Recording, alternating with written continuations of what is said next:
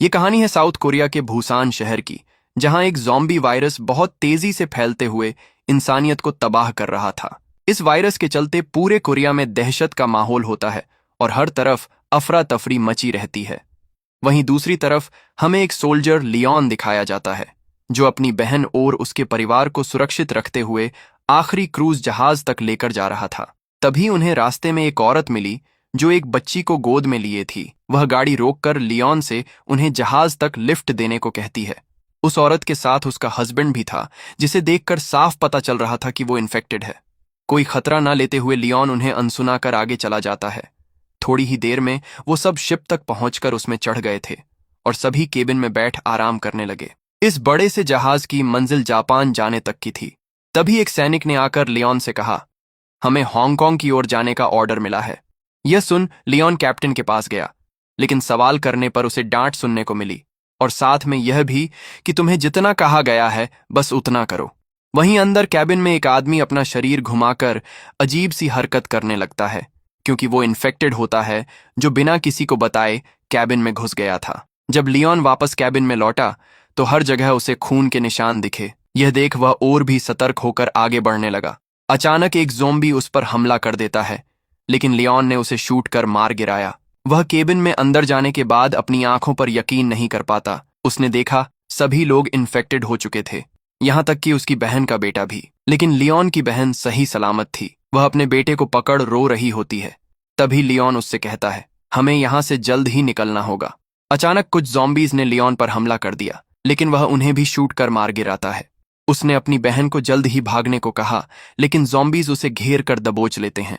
उसी वक्त उसका पति जेमिन वहां आता है तो वह अपनी आंखों पर यकीन नहीं कर पाता। वह अपनी पत्नी को बचाने अंदर जाना चाहता था, लेकिन लियोन जल्द ही दरवाजा बंद कर देता है और उसे रोक अंदर नहीं जाने देता। दोनों बड़े दर्द के साथ रोते रहते हैं। आज से करीब 4 साल बाद लियोन और उसकी बहन का पति जेमिन उस जहाज के जरिए हांगकांग पहुंच गए थे। लेकिन यहां उनकी जिंदगी अच्छी नहीं थी, क्योंकि लियोन को अपनी बहन की मौत का गम सताता रहता है। वो दोनों एक तरफ दर्द में जी रहे थे, साथ ही वहां के आम लोग भी उन्हें पसंद नहीं करते, क्योंकि वो दोनों दूसरे देश के रहने वाले हैं। जेमिन ने शिकायत करते हुए लियोन से कहा, तुमने उस दिन अपनी बहन को बचाने में पूरी कोशिश नहीं की थी, इसलिए वो ज़ॉम्बीज का शिकार बन गई। एक दिन हांगकांग का एक गैंगस्टर, जो लियोन और उसकी टीम का बॉस था, उनके पास आकर कहता है कि तुम्हें कोरिया वापस जाना होगा और साथ ही ट्रक में भरे पैसे लेकर वापस आना है। अब कोरिया मानो पूरी तरह से ज़ॉम्बीज की चपेट में था, लेकिन ज़ॉम्बीज पैसों में बिल्कुल इंटरेस्ट नहीं रखते। बॉस उन्हें बताता है, हमारा एक मेंबर पैसे लाने में कामयाब हो ही गया था, लेकिन वापस आते वक्त उसका ट्रक पलट गया और ज़ॉम्बीज ने उसे घेर कर वहीं मार दिया। अगर तुम और तुम्हारी टीम के लोग $20 मिलियन वाले ट्रक का माल इकट्ठा कर वापस लाने में कामयाब हो जाएं, तो उसकी आधी रकम मैं तुम्हें दे दूंगा। लियोन इस सौदे पर राजी हो जाता है। उसकी टीम में जेमिन, एलन और मिनहू भी थे, जो सभी मिलकर यह मिशन पूरा करने के लिए निकल जाते हैं। लियोन और उसकी टीम शिप में सवार होने के बाद पूरा प्लान तैयार करते हैं। गैंग के लोग शिप को समुद्र की तरफ ले गए और उन्होंने लियोन की टीम को जरूरत की चीजें, हथियार और फोन भी दिए। फिर वो सभी एक लाइफ बोट में तैरते हुए समुद्र किनारे पहुंचते हैं। जहाज वहीं रुककर उनका इंतजार कर रहा था। वह उतरने के बाद शहर की तरफ जाते हैं तो वहां उन्होंने देखा हर जगह सन्नाटा छाया हुआ था और इमारतें तहस महस हुई दिख रही थीं। न तो कोई इंसान और न ही कोई जानवर। तभी मिनहू ने एक कार का दरवाजा खोला और किस्मत से चाबियां कार में ही लगी होती हैं। कार स्टार्ट करने के बाद वो ट्रक की तलाश में निकल पड़े। एलन कार ड्राइव करती है, क्योंकि वह ज़ॉम्बी वायरस फैलने से पहले टैक्सी चलाने का काम करती थी। अचानक उन्होंने एक ट्रक देखा जो पार्किंग में खड़ा था। जल्द ही लियोन कार से उतरकर आगे जांच करने जाता है, लेकिन उस ट्रक की नंबर प्लेट वो नहीं थी जो वे ढूंढ रहे होते हैं। तभी लियोन को कोने से आवाज सुनाई दी। लियोन, जो डरने वालों में से नहीं होता, आवाज का पीछा करते हुए उसके पास जाने लगा। उसने राइफल के नाइट विजन स्कोप से देखा तो कहीं सारे ज़ॉम्बीज उसे खाने के लिए घूर रहे थे। डर के मारे वो पीछे हट जाता है और जल्द ही कार में बैठ जाता है। फिर ग्रुप ने ट्रक ढूंढना शुरू कर दिया। थोड़ी दूर जाने के बाद आखिरकार उन्हें ट्रक दिखाई दिया, जो एक पुल के नीचे खड़ा था। हम देखते हैं कोई आदमी उन्हें बिल्डिंग में खड़ा दूरबीन से देख रहा होता है। जमीन ने ट्रक का दरवाजा खोला तो उन्होंने देखा अंदर रखे बैग पैसों से भरे हुए होते हैं। जब वो ड्राइवर सीट तक पहुंचे तो वहां ड्राइवर उन्हें मरा हुआ मिला। जमीन अंदर चढ़कर उसे कार से बाहर निकालने की कोशिश करने लगा, तभी उस मुर्दे ने अचानक अपनी आंखें खोलीं। वो जेमिन को खाने की कोशिश करता है और जेमिन की गलती से ट्रक का हॉर्न बज गया। इतने में ही लियोन ने उस ज़ॉम्बी को गोली चलाकर मार डाला। उसी वक्त बहुत सारे ज़ॉम्बीज हॉर्न की आवाज सुन वहां भाग आते हैं। ये ज़ॉम्बीज रात में देख नहीं सकते, लेकिन उनकी सुनने की क्षमता बहुत तेज होती है। लियोन ने अपनी राइफल उठाई और गोली चलानी शुरू कर दी। वह एक एक कर उन्हें मारने लगा, लेकिन ज़ॉम्बीज के ज्यादा होने की वजह से वो सभी को नहीं मार सकता था। इसलिए वह जल्द ही भागते हुए ट्रक में बैठ जाता है और वो ज़ॉम्बीज को पीछे छोड़ देते हैं। दोनों गाड़ियां उस सड़क पर चल रही थीं। एलन अमीर बनने का सपना देखने लगी। गाड़ी के आगे निकल जाने के बाद एक आदमी ने उन पर फ्लेयर गन चलाई, जो अंधेरे में बहुत तेज चमक रही थी। उजाले को देख ज़ॉम्बीज कार पर हमला करने के लिए आगे बढ़ते हैं। खतरा देखते ही लियोन और उसकी टीम जल्द ही वहां से भाग निकली। तभी ज़ॉम्बीज की भीड़ उनके सामने आ जाती है। एलन ने लगातार ज़ॉम्बीज को टक्कर मार दी और वह कार पर अपना कंट्रोल खो बैठी। पीछे चल रहा ट्रक भी उनसे टकरा जाता है और लियोन ट्रक से निकल दूर जा गिरता है। इस हादसे में एलन अपनी जान खो बैठी। बाकी बचे 3 टीम मेंबर्स भी जख्मी थे। ज़ॉम्बीज शोर सुन उनकी तरफ आने लगे। उनसे बचने के लिए जेमिन जल्दी से ट्रक के अंदर छुप गया और लियोन अपनी जान बचाकर भागने लगता है। रास्ते में उसकी मुलाकात एक लड़की से हुई जिसका नाम निया था। लियोन जल्द ही कार में बैठ गया। वो लड़की आसानी से ज़ॉम्बीज को रौंद कर कार घुमा लेती है। उसके साथ ही पैसेंजर सीट पर एक छोटी बच्ची भी थी। ज़ॉम्बी रास्ते में रुकावट बनकर आए तो उस लड़की ने ड्रिफ्ट करते हुए उन्हें कुचल डाला। लियोन इतनी खतरनाक ड्राइविंग सहन नहीं कर पाता और बेहोश हो जाता है। कार एक ओवरपास के नीचे से गुजर रही थी। तभी बड़ी संख्या में ज़ॉम्बीज ने उनका रास्ता रोक लिए। तभी उस छोटी बच्ची ने अपनी रिमोट कंट्रोल कार निकाली जिसमें लाइट्स और म्यूजिक कंट्रोल था। वह उस रिमोट कंट्रोल कार को सीधे ज़ॉम्बीज की तरफ ले गई। उसकी आवाज सुनकर ज़ॉम्बी तुरंत अट्रैक्ट हो जाते हैं। वह कार को ज़ॉम्बीज से बचाते हुए उनसे दूर बाहर की तरफ ले गई, लेकिन आगे अभी भी कुछ ज़ॉम्बीज बचे थे। निया सीधे ज़ॉम्बीज को कुचलते हुए कार वहां से निकाल लेती है। वहीं दूसरी तरफ जेमिन बिना कोई बचने की उम्मीद के साथ ट्रक के अंदर होता है और उसे चारों तरफ से ज़ॉम्बीज ने घेर रखा था। अचानक एक एडवर्टाइजिंग ट्रक तेज आवाज के साथ वहां से गुजरता है। उसकी आवाज सुन सभी ज़ॉम्बीज उसकी तरफ भागने लगे। तभी कुछ बख्तरबंद गाड़ियां वहां आ खड़ी हुईं, जिसमें से कुछ लोग उतरते हैं। उन्हें देख पता चल रहा था कि वो अच्छे लोग नहीं थे।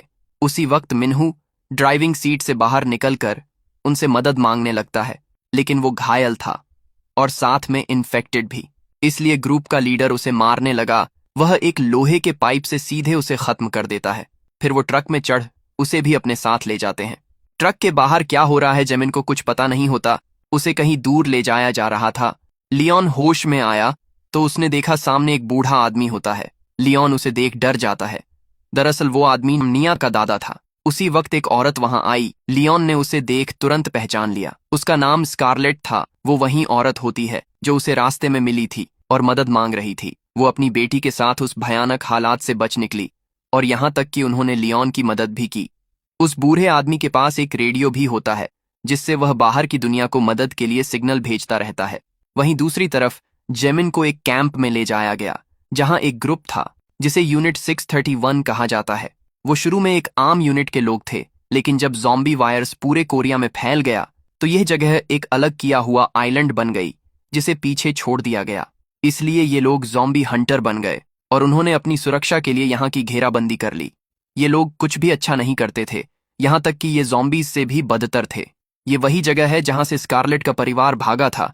जब जेमिन को ट्रक में पाया गया तो वह सभी मिलकर उसके कपड़े फाड़ देते हैं और उसके शरीर पर नंबर लिख देते हैं। जेमिन इतना डर गया था कि उसकी टांगें लड़खड़ा रही थीं।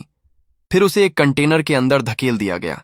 कंटेनर के अंदर कई सारे बाकी कैदी भी उसी की तरह बिना शर्ट के थे और सभी चुपचाप जमीन पर बैठे हुए थे।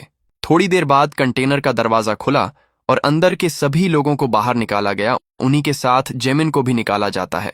सभी के सामने एक डेडली अरीना था जहां लोगों की भीड़ जमा थी और सब चिल्ला रहे थे। दर्शक इंतजार कर रहे थे कि कब गेम शुरू होगा। तभी काउंटडाउन शुरू हुआ और एक बड़ा सा दरवाजा खुलता है जिसमें से ज़ॉम्बीज के एक झुंड ने निकलकर तेजी से उन पर हमला कर दिया। वो ज़ॉम्बीज भी इस गेम का हिस्सा होते हैं जिसमें ज़ॉम्बी जिंदा इंसानों को पकड़कर खा रहे थे। इस गेम में कई लोग ज़ॉम्बीज का शिकार बन जाते हैं। तभी काउंटडाउन खत्म हुआ और म्यूजिक बजने लगा। एक आदमी चमकीली सूट पहने आता है और डांस करते हुए ज़ॉम्बीज को अट्रैक्ट कर अपनी ओर खींच ले जाता है। जेमिन इस जानलेवा खेल में बार बार बचा। उसके बाद उसे दोबारा बाकी लोगों के साथ कंटेनर में डाल दिया गया। गार्ड्स उन्हें कुछ इंस्टेंट नूडल्स के पैकेट फेंक देते हैं। उस खतरनाक इलाके का कप्तान, जिसका नाम कैप्टन शू है, इस जिंदगी से तंग आ चुका था और वो पिस्टल अपने मुंह में डाल सुइसाइड करने ही वाला था। तभी किसी ने दरवाजा पीटा। वो उसका आदमी होता है। उसने कैप्टन शू को विदेशी वाइन की बोतल दी। कैप्टन मरने का इरादा छोड़ दारू पीने लग जाता है। उस आदमी ने कैप्टन को ट्रक के बारे में खबर दी और बताया कि उसमें बहुत सारा पैसा है। वह अपने आदमी के साथ उस ट्रक के पास पहुंचा। तलाशी के बाद उसे एक सैटेलाइट फोन मिला जो अचानक बजने लगता है।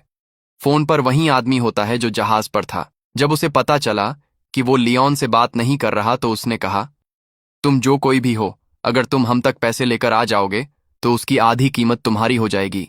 ये सुन कैप्टन शू मंजूर हो जाता है क्योंकि वो इस आइलैंड से बाहर निकलना चाहता था। लियोन की टीम को लगा कि जेमिन मर गया है, इसलिए उन्होंने रात के अंधेरे में ट्रक पकड़ने और उसे पोर्ट तक ले जाकर जहाज पर लोड करने का प्लान बनाया। वो सभी गन्स और बाकी हथियार रख लेते हैं और वह रात होते ही अपने साथ कार लेकर कैंप की ओर रवाना हो गए। वो कैंप से थोड़ी दूर पहले चोरी छुपे पहुंच गए। कार में से उतरने के पहले स्कारलेट ने बच्चों से कार में ही रहने को कहा और साथ ही अगर वो वापस ना आए तो सुरक्षित कहीं दूर चले जाना। उसके बाद वो कार से निकलकर पैदल चलते हुए एक गुप्त रास्ते से होकर यूनिट 631 के सीक्रेट कैंप तक पहुंच गए। तभी एक गार्ड ने उन्हें देख लिया, जिसे लियोन जल्द ही बेहोश कर देता है। उसके बाद उन्होंने देखा ट्रक उनसे कुछ ही दूर खड़ा था।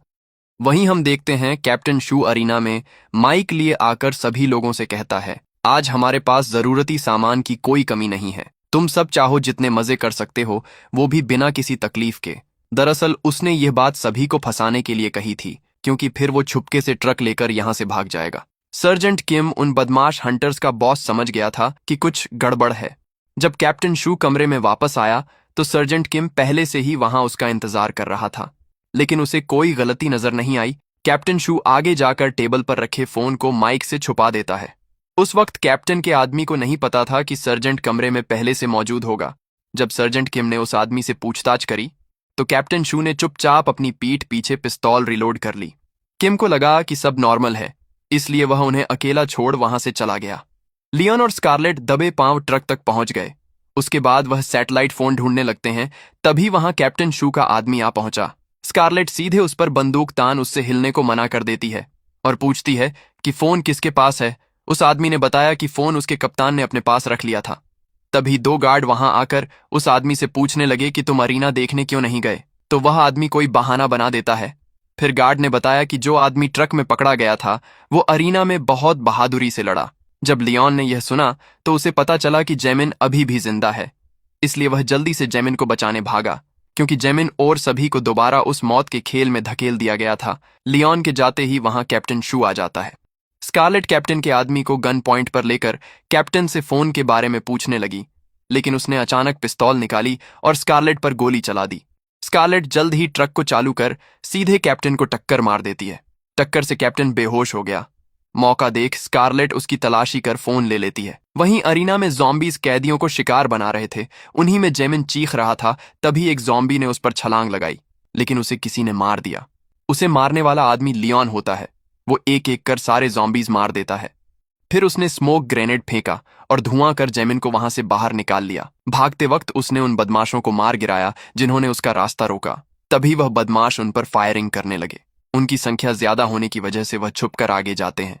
उसी वक्त एक ज़ॉम्बी ने लियोन पर हमला कर दिया। यह देख जेमिन जल्द ही राइफल उठाकर हंटर्स पर फायर कर देता है और गन लियोन को थमा देता है। लियोन ने अटैक कर रहे ज़ॉम्बीज को मार गिराया।